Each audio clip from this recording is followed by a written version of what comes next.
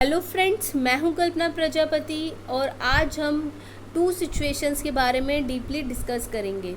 तो हमारी first situation है कि मिस्टर सलील जो है एक लैंग्वेज के टीचर हैं। वो क्या करते हैं, वो यूज़ करते हैं लैंग्वेज की टेक्स्ट बुक को उनकी primary teaching learning material in class 5th कि वो लैंग्वेज पढ़ा रहे हैं और जो लैंग्वेज की जो टेक्स्ट बुक है उसको प्राइमरी मटेरियल की मतलब जो मेन सोर्स की तरह उसे यूज़ करते हैं पढ़ाने के लिए। उन्होंने एक हाथ में क्या ले रखी है, बुक ले रखी है और दूसरे हाथ में पीस ऑफ चौक ले रखा है। अब वो क्या कर रहे हैं, वो टॉपिक जो पढ़ा रहे हैं उस टॉपिक को वो रीड आउट कर रहे हैं और जब रिक्वायरमेंट होती है तो ब्लैक बोर्ड पे वो कुछ लिख देते हैं with the help of chalk. वो एक्सप्लेन करते हैं, जो टॉपिक के जो मेन पॉइंट्स हैं उनको एक्सप्लेन करते हैं और क्वेश्चंस जो हैं जो चैप्टर के एंड में जितने क्वेश्चंस दिए हुए हैं उनको पूछते हैं। जब कोई बच्चा जो है स्टूडेंट पूछता है, कोई क्वेश्चन पूछता है तो वो क्या कहते हैं, वो आंसर नहीं बताते बल्कि बोलते हैं कि जो पैराग्राफ दिया हुआ है, जो पैराग्राफ मैंने पढ़ाया है, आप उसमें से क्वेश्चन का आंसर देखिए। और कभी भी वो अपने खुद के एग्जाम्पल नहीं देते, जो टेक्स्ट बुक में एग्जाम्पल दिए हुए हैं उससे बाहर कोई एग्जाम्पल नहीं देते, सिर्फ टेक्स्ट बुक के एग्जाम्पल वो बच्चों को देते हैं। और ये देखा जाता है कि जब एग्ज़ामिनेशन होता है, एग्ज़ाम आता है तो स्टूडेंट जो है कॉम्प्रिहेंसिव जो आता है, कॉम्प्रिहेंशन के क्वेश्चंस का आंसर नहीं कर पाते, जो डायरेक्टली नहीं पूछे जाते। तो ऐसा क्यों है? आपको सिचुएशन आई होप क्लियर हुई हो कि सिचुएशन में आपने देखा कि जो टीचर है मिस्टर सलील हैं वो बियॉन्ड टेक्स्ट बुक नहीं जा रहे, एग्जाम्पल भी टेक्स्ट बुक के हैं, बच्चों को कुछ एक्स्ट्रा क्वेश्चन नहीं पूछने दे रहे, जो क्वेश्चन जो एंड में वही पूछे जा रहे हैं। लेकिन जब आप सबको पता है जो हमारे जो स्कूल के भी जो एग्ज़ाम्स होते हैं वो अलग आते हैं, तो बच्चे अब जो अलग अगर कोई डायरेक्टली क्वेश्चन नहीं आया जिसके आंसर जैसे हमें बचपन में सिखाया जाता था स्कूल में कि आप बस ये पूरी की पूरी लाइन उतार दो, ये वर्ड जहाँ लिखा हुआ है, ऐसे टाइप से हमें कॉम्प्रिहेंशन के पैसेज करने सिखाए जाते थे। लेकिन बच्चों को उसका मीनिंग नहीं पता होता। अगर मिस्टर सलील इस सिचुएशन में उन्होंने एक अच्छे टीचर का रोल नहीं निभाया, उन्होंने क्या किया, सब्जेक्ट सेंटर्ड स्टडी कराई है। सब्जेक्ट सेंटर्ड स्टडी वो होती है, टीचिंग मेथड होता है जिसके अंदर हम जो टेक्स्ट बुक दी हुई है उससे बाहर नहीं जाते, क्वेश्चन भी टेक्स्ट बुक के पीछे जो दिए हुए हैं वही यूज़ करते हैं और इसमें मेन रोल सिर्फ टीचर का ही रह जाता है, सिर्फ टीचर ही सब कुछ करा रहा है। तो अब जो बच्चे हैं इसके अंदर बच्चों के ऊपर नेगेटिव इफेक्ट पड़ा क्योंकि बच्चा जो है वो सीख नहीं पाया। बच्चे को अगर क्वेश्चन घुमा के दे दिया, कुछ और पूछ लिया तो बच्चा उसका आंसर नहीं कर पा रहा है। ये एक क्लास की सिचुएशन ऐसी बन गई है। तो मिस्टर सलील जैसी सिचुएशन जो है बहुत टीचर्स इसे यूज़ करते हैं। अब सिचुएशन आप दूसरी देखिए, इसके अंदर जो मिस मिश्रा हैं, जो मिस मिश्रा क्या करती हैं, वो एक साइंस की टीचर हैं। वो क्लास 5th में जब एंटर्ड होती हैं, क्लास में एंट्री करते समय ही वो टीचिंग लर्निंग मटेरियल जो है अपने साथ लेकर आती हैं। और फिर उन्होंने क्या ले रखा है, उनके एक हाथ में जो है वो साइंस की बुक है और but she wrote some concepts on the black board cited example from her on mind. तो वो जब उनके हाथ में बुक तो है लेकिन बुक के साथ साथ उन्होंने कुछ कॉन्सेप्ट जो हैं वो ब्लैक बोर्ड पे पहले ही लिख दिए हैं और उन कॉन्सेप्ट के बारे में वो बता रही है। कैसे बता रही हैं? वो बता रही हैं अपनी तरफ से, अपने माइंड से एग्जाम्पल्स दे के, ना कि बुक में से डिट्टो एग्जाम्पल पढ़कर। तो जब अगर मान लो कि कोई बच्चा समझ नहीं पाता कि तो फिर वो क्या करती है, वो दूसरा एग्जाम्पल दे देती है और जो वो टीचिंग लर्निंग मटेरियल अपने साथ लेकर आई हैं वो क्या करती हैं, उसको यूज़ करती हैं और जो बच्चे हैं बच्चों को अलाउ करती है कि आप क्या है उन टीचिंग लर्निंग मटेरियल को भी यूज़ कीजिए। वो क्वेश्चंस पूछती हैं अपने माइंड से, पढ़ाते पढ़ाते उनके दिमाग में जितने क्वेश्चंस बन रहे हैं उन्हें फ्रेम करती है और क्वेश्चन पूछती है और वो कुछ ग्रुप एक्टिविटी देती है बच्चों को करने के लिए एक एक्टिविटी भी देती है और वो बच्चों को गाइड करती है स्टूडेंट्स को, और जब भी स्टूडेंट्स को उनकी ज़रूरत पड़ती है तो बच्चों को गाइड करती है। वो rarely asked questions in the given in the text. जो टेक्स्ट बुक के पीछे जो क्वेश्चन दिए हुए हैं उनमें से बहुत कम पूछती है, बल्कि अपनी तरफ से फ्रेम करती है क्वेश्चन। और वो क्या करती हैं, वो she also presented some content outside the text book for comprehension, कि वो बच्चों को क्या है टेक्स्ट बुक के अलावा भी कंटेंट पढ़ाती हैं, समझाती हैं, जिससे बच्चा अंडरस्टैंडिंग कॉम्प्रीहेंशन अच्छा कर सके, उन्हें टेक्स्ट बुक उनको उस कॉन्सेप्ट की डीपली नॉलेज हो। तो ऐसे ही एग्ज़ामिनेशन में जब बच्चे कॉम्प्रीहेंशन के क्वेश्चन आते हैं इनडायरेक्टली, तो बच्चे सारे आंसर सही लिखते हैं। अगर आप दोनों सिचुएशन कंपेयर करोगे तो आपको पता चलेगा कि कौन सी लर्नर सेंटर्ड अप्रोच है। अब आप देखो, जो क्वेश्चन ये सिचुएशन हमें दी हुई है मिस मिश्रा की, जो मिस मिश्रा हैं उन्होंने क्या है लर्नर सेंटर्ड अप्रोच यूज़ करी है। क्योंकि आप भी जब अपनी क्लासरूम में पढ़ाते हो तो आप पढ़ाते पढ़ाते अगर बीच में क्वेश्चंस उसके पूछ रहे हो तो बच्चे को पूरा कॉन्सेप्ट क्लियर होता है और बच्चे उसमें इन्वॉल्व हो रहे हैं, तो वो लर्नर सेंटर्ड होती है। लेकिन जब हम बियॉन्ड द टेक्स्ट बुक हम नहीं जा रहे, बच्चों को अपॉर्चुनिटी नहीं दे रहे हैं, we are stick to the text book examples पे ही स्टिक हैं, तो वो होती है हमारी सब्जेक्ट सेंटर्ड सिचुएशन।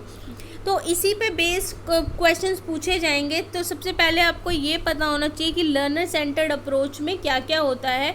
तो लर्नर सेंटर्ड अप्रोच में क्या होता है, जो इंडिविजुअल स्टूडेंट्स हैं उनकी नीड्स को बेस बनाया जाता है लर्निंग के मेथड का, और उसी के बेस पे हम अपने स्ट्रेटजी तैयार करती है एक टीचर की, उनकी जो बच्चे की ये आवश्यकता है उसी आवश्यकता के आधार पे। जैसे उन्होंने बच्चों की आवश्यकता देखी मिस मिश्रा ने कि बच्चे को नहीं समझ आ रहा, तो उन्होंने नया एग्जाम्पल दिया, नए तरीके से समझाने की कोशिश करी, अलग अलग मेथड्स का यूज़ किया। तो बेस हम इसमें बच्चे को बना के चलते हैं। तो बेस कौन है इसमें, हमारा बच्चा है, स्टूडेंट है। जो टीचर जो है वो मोटिवेट करती है लर्नर को। टीचिंग लर्निंग का प्रोसेस स्टार्ट करने से पहले बच्चों को मोटिवेट करती है। जैसे आपको भी पता होगा कि जब भी आप क्लासरूम में जाते हो तो आपको डायरेक्टली सीधा पढ़ाना नहीं शुरू करना पड़ता, बल्कि वो एक एनवायरनमेंट क्रिएट करना पड़ता है, कुछ वार्म अप एक्सरसाइजेस करानी पड़ती हैं, जिससे कि बच्चों का जो कंसंट्रेशन बने और वो ध्यान दे। टीचर एक फैसिलिटेटर का रोल इसमें अदा करता है, ना कि वो इंस्ट्रक्ट करता चीज़ों को, बल्कि चीज़ों को टीचिंग लर्निंग प्रोसेस को फैसिलिटेट कर रहा है, बच्चों की मदद कर रहा है। खाली वो सिर्फ इंस्ट्रक्शन नहीं दे रहा कि ये करो, बल्कि वो जैसे टीचिंग लर्निंग मटेरियल देता है तो बच्चों की ग्रुप्स में वो हेल्प करता है। उन्हें समझ नहीं आता तो बच्चों क्वेश्चन करते हैं तो उनके आंसर की हेल्प करता है। तो जो सिचुएशन भी जो क्रिएट की जाती है वो टीचिंग लर्निंग प्रोसेस को फैसिलिटेट करने के लिए, सहारा देने के लिए की जाती है। स्टूडेंट्स जो हैं वो इंडिविजुअली भी काम करते हैं और ग्रुप में भी काम करते हैं। इसमें स्टूडेंट्स का जो इंटरेक्शन वो अपने पीयर, जो आपके जो साथ में पढ़ने वाले पीयर ग्रुप होते हैं, क्लासमेट्स होते हैं, उनके साथ वो इंटरेक्शन भी होता है, और बच्चों को अपॉर्चुनिटी प्रोवाइड की जाती है जिससे कि वो क्वेश्चनिंग करें, वो एक्सप्लोर करें चीज़ों को और वो एक्सपेरिमेंट करके देखें। सीटिंग अरेंजमेंट जो होता है वो एक्टिविटीज़ के अकॉर्डिंग किया जाता है। मान लो किसी एक्टिविटी में अगर हमें सर्कल बनाने की ज़रूरत है, सेमी सर्कल की ज़रूरत है, तो उसी के अकॉर्डिंग हम बच्चों का सीटिंग अरेंजमेंट करते हैं, rather than stick to the things that कि उनको रोज़ में और कॉलम्स में बिठाने की बजाय हम उनका चेंज करते हैं सीटिंग अरेंजमेंट। और असेसमेंट जो होता है वो part of teaching learning process and children are assessed in course of doing the activities.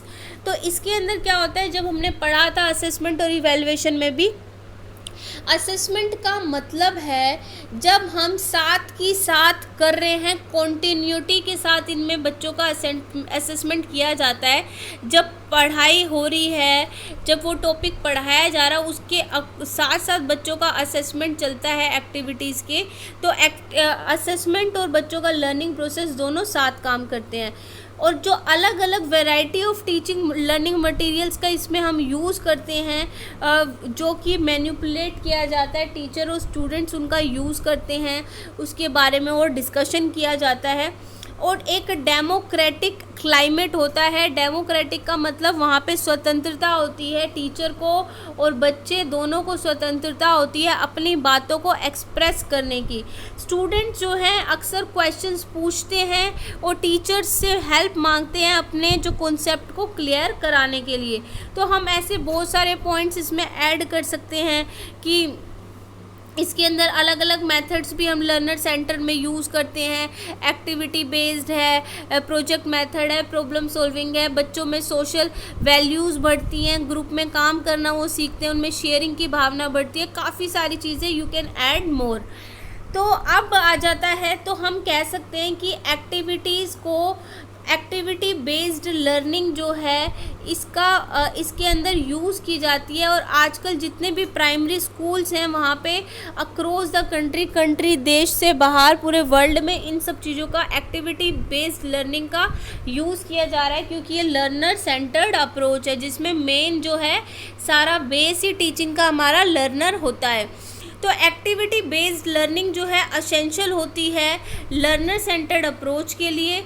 जो एक्टिविटी या लर्निंग एक्टिविटी एक है is one in which the learner, जिसमें क्या है लर्नर अपनी मर्जी से और स्पॉन्टेनियसली पार्टिसिपेट करता है विद डिलाइट, और क्या है उस एक्टिविटी में पार्टिसिपेट भी करता है खुशी से, और जो आउटकम है वो डिज़ायर्ड जो टीचर चाहती है कि इस टॉपिक को पढ़ा के मुझे मेरा ये जो ऑब्जेक्टिव है बिहेवियरल ऑब्जेक्टिव स्पेसिफिक ऑब्जेक्टिव ये अचीव हो, बच्चे में ये चेंज आए, तो वो डिज़ायर्ड रिज़ल्ट जो है वो टीचर को भी मिलता है।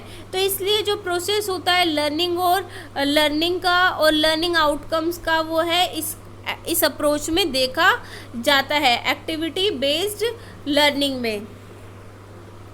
तो अब जैसे इसके अंदर एक एग्जाम्पल दिया हुआ है एक्टिविटी का, क्लास 5th की एक्टिविटी है मैप रीडिंग करने की। 2 स्टूडेंट्स हैं वो एक जर्नी पे जाते हैं आगरा की टू विज़िट ताजमहल देखने के लिए, और जब वो आगरा पहुंच जाते हैं तो टूरिस्ट उन्हें क्या करता है offer them a map to locate different spots of Agra, कि टूरिस्ट उन्हें एक मैप देता है और कहता है कि जितने आगरा के अलग अलग जितने स्पॉट्स हैं जो फेमस जगहें हैं आप उनको क्या करो लोकेट कर दो। तो now think yourself to be there. अब आप भी सोचो कि आप वहाँ पे आगरा में इस टाइम पे घूम रहे हो और टूरिस्ट ने आपको क्या दिया है लोकेट करने के लिए मैप दिया है। तो अब आप क्या करो, चिल्ड्रन जो है आपकी क्या है टीचर की मदद लेंगे, ask you to help them and read the map, और मैप पढ़ने की कोशिश करेंगे। तो आपको क्या करना है, सीधा आपको जो एज अ टीचर होने के नाते बच्चों को आगरा का मैप नहीं दिखा देना, बल्कि आपको बच्चों की मदद करनी है, उन्हें मैप देना है, एक खाली मैप दीजिए, उनको बताइए, उनको अलग अलग चीज़ों के बारे में बताइए कि ये सिंबल्स होते हैं, ये रेलवे लाइन के लिए यूज़ करते हैं, ये ट्रीज़ के लिए, ये हर चीज़ जो होते हैं ये लेक्स के लिए यूज़ करते हैं, ये रोड के लिए, हर चीज़ के बारे में आप उन्हें बताइए, मोन्यूमेंट्स के लिए कौन सा सिंबल यूज़ होता है। फिर जो बच्चों को डिस्टेंस के बारे में बताइए कि इतने यूनिट्स हम इसको मेजर करते हैं, इतने किलोमीटर लेके चलते हैं, ये यूनिट्स इसमें मेजर होती हैं। जब बच्चों को सारी नॉलेज आप दे देंगे फिर बच्चों को आप क्या कीजिए उनसे बोलिए to find the following from the map में आप ये सारी ढूंढिए, कि बताइए कि आगरा का cantt which is the farthest from Agra cantt से सबसे दूर क्या है, रेलवे स्टेशन है, ताजमहल है या फतेहपुर सीकरी है। तो अब बच्चे जो है उस मैप में वो लोकेट करने की कोशिश करेंगे। अगर अब उन्हें डिस्टेंस के बारे में भी पता चल गया तो डिस्टेंस नापेंगे, फिर वो बता पाएंगे। आप पूछिए कि रेलवे लाइन के बारे में आप पूछेंगे कि रेलवे लाइन कौन सी है, नियर रेलवे लाइन के पास क्या है, बाबरपुर फॉरेस्ट है, ताजमहल है, आगरा का फॉरेस्ट है, ये सारी चीज़ें आप पूछेंगे। और यमुना के पास क्या है, ताजमहल या रेलवे स्टेशन। तो ये आप मैप की जब उन्हें प्रॉपर रीडिंग करनी आ जाएगी फिर आप उनको मैप देंगे तो वो चीज़ों को लोकेट भी कर पाएंगे और उन्हें ढूंढ भी पाएंगे। तो ये है, ये एक्टिविटी बेस्ड का एक बहुत अच्छा एग्जाम्पल है। तो अब इसके अंदर क्या है, यूज़फुलनेस देख लेते हैं। इसके अंदर इसमें ये होगा कि जो बच्चा है वो टीचिंग लर्निंग प्रोसेस का सेंटर होता है। ये हमारा एनसीएफ भी बोलता है कि हमें एक्टिविटी बेस्ड लर्निंग ही करानी चाहिए बच्चों को, ये और इसके अंदर बच्चे का मेन रोल हो, सेंटर में वही हो, उसी पे आधारित सारी हमारी स्ट्रेटेजी हम क्या करें, ऑर्गेनाइज करें।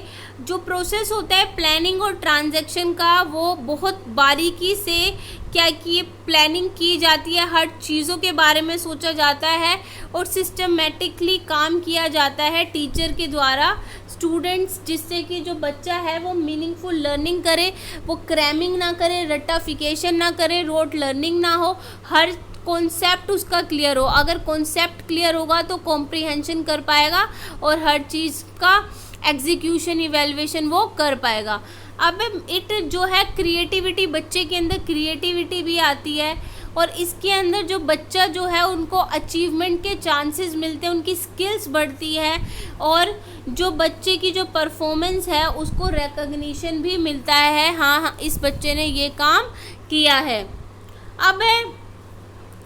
अब लेकिन कुछ जो है लर्नर सेंटर अप्रोच जो है वो उसको क्रिटिसाइज फिर भी किया गया, क्रिटिसिज्म फिर भी नहीं हटा है इसका।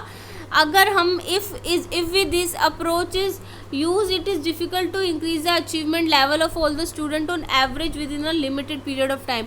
अब इसका जो क्रिटिसाइज इसको इसलिए किया गया है क्योंकि एक टीचर के पास लिमिटेड पीरियड ऑफ टाइम होता है, प्रॉपर ड्यूरेशन होती है, उसमें भी पूरी आपको कहा जाता है कि ये टॉपिक आपको इसमें कंप्लीट कराना है इस टाइम ड्यूरेशन में, तो ये थोड़ा मुश्किल हो जाता है, इसलिए जो है इसको क्रिटिसाइज़ किया जाता है और एवरेज बच्चे के एवरेज स्टूडेंट्स के ऊपर ध्यान देना, क्योंकि हमारे जो क्लासरूम होता है वो इंक्लूसिव होता है, इंटेलिजेंट बच्चे तो कर लेते हैं लेकिन जो दूसरे बच्चे हैं उनको दिक्कत आती है, फिर हमें सिलेबस भी पूरा कराना है, हर चीज़ हमें देखनी होती है और ऐसे टीचर्स की कमी भी है क्योंकि हमारे स्कूलों में विद्यालयों में कम्पिटेंट और कमिटेड टीचर्स नहीं है, या तो टीचर्स में स्किल्स नहीं है या जिसमें स्किल्स है वो काम नहीं करना चाहता, तो इसलिए इसकी भी कमी आ जाती है, जिसलिए क्रिटिसाइज़ करते हैं।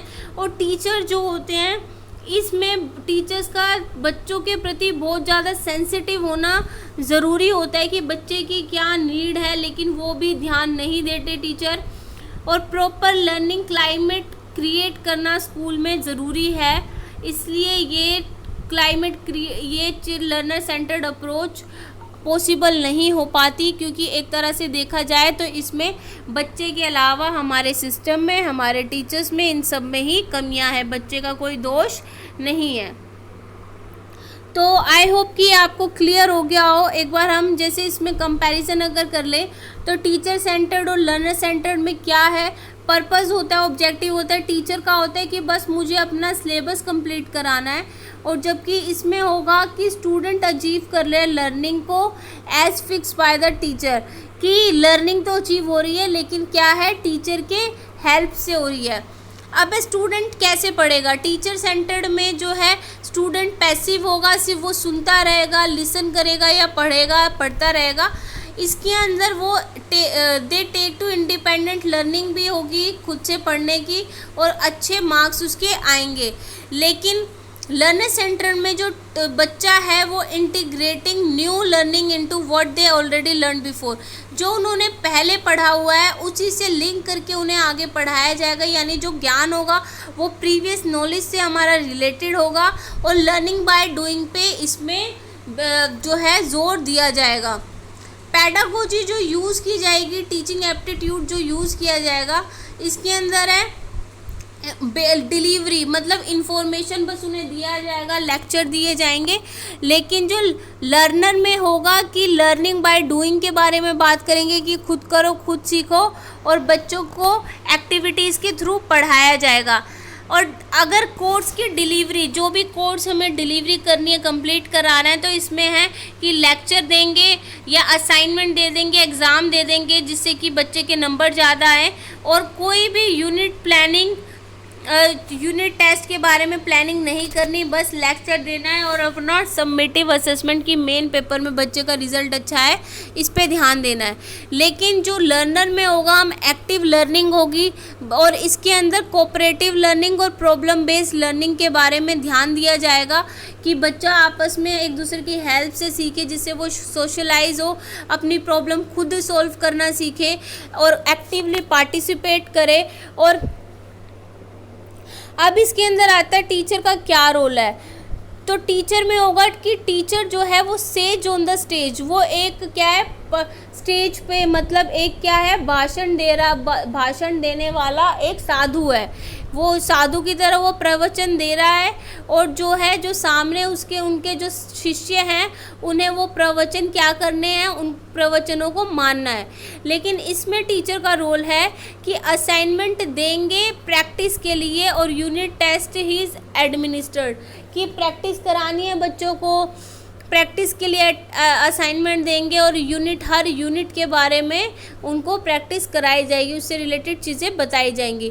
अब इफ़ेक्टिवनेस ऑफ टीचिंग की क्या इफ़ेक्टिवनेस है, तो इसके अंदर टीचर जो है इंफॉर्मेशन को पास करेगा। स्टूडेंट लर्न बाय रोट, कि रोट मेमोराइजेशन मतलब रट्टाफिकेशन से बच्चे सीखेंगे इसमें, और जो स्टूडेंट्स हैं उनकी रोट लर्निंग होगी। और effectiveness of methodology can not be जज रेशनली, और जो मेथड्स हैं उनको हम रेशनली जज नहीं कर पाएंगे।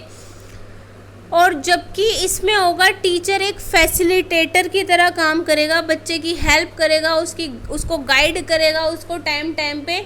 और टीचर जो है बच्चों के साथ लर्निंग एक्टिविटी का पार्ट बनता है। टीचर बच्चों की मदद करता है जिससे कि ऑब्जेक्टिव्स को फुलफ़िल किया जा सके लर्निंग के। और परफॉर्मेंस जो होती है वो जो बच्चों की जो परफॉर्मेंस जो निकल कर आती है वही बताती है कि हमारे कितने लर्निंग ऑब्जेक्टिव जो हमने बनाए थे कि इस टॉपिक को पढ़ा के बच्चा ये सीख जाएगा, वो कितने अचीव हो पाए हैं बच्चे की परफॉर्मेंस को देखकर। और जो असेसमेंट जो है इज़ डन टू इम्प्रूव, और जो इसके अंदर जो है असेसमेंट किया जाता है बच्चे का इम्प्रूवमेंट करने के लिए, उसका स्टैंडर्ड बढ़ाने के लिए। और लेकिन इसके अंदर जो है टीचर सेंटर्ड में बच्चे को एक रैंक देने के लिए असेसमेंट किया जाता है, लेकिन लर्नर सेंटर में बच्चे की इम्प्रूवमेंट के लिए किया जाता है। तो आई होप ये आपको क्लियर हो गया हो। तो मिलते हैं आपसे नेक्स्ट वीडियो में कुछ नई सिचुएशंस के साथ। आप ये देखिए, वीडियो को शेयर कीजिए, चैनल को सब्सक्राइब कीजिए, वीडियो को लाइक कीजिए। और हाँ, ये जितने भी टॉपिक्स आपको कराए जा रहे हैं ये बहुत ज़्यादा इम्पोर्टेंट है, तो आप इन सिचुएशंस के आप क्या कीजिए, इनके स्क्रीनशॉट्स रख लीजिए। It will help you later while discussing, while revision, ये आपको हेल्प करेंगे। ठीक है, तो बाय।